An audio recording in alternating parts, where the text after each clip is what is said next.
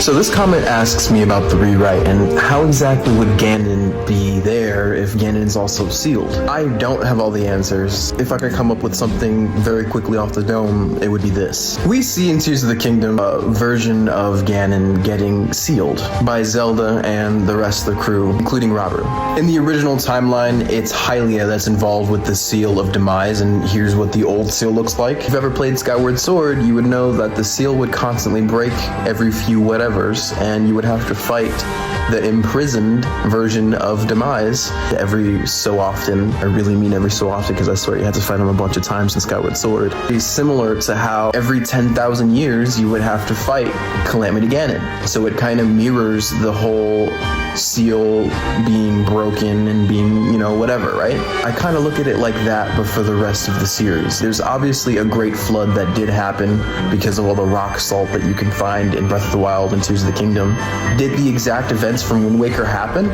Maybe not. Breath of the Wild's Memories, the very first one, you hear references of Twilight and references of Ocarina of Time. Did those exact events play out? No.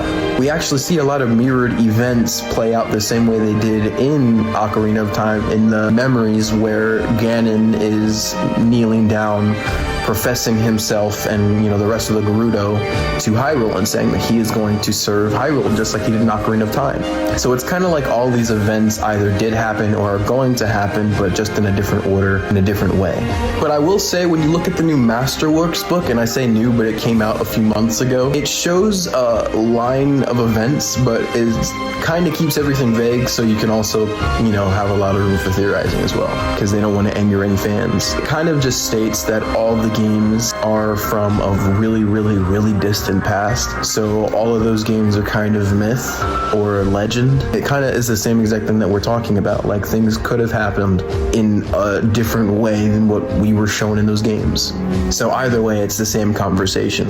The only way we can know for sure what happened is if they outright tell us, but right now all we have is the information that's inside of Breath of the Wild and Tears of the Kingdom.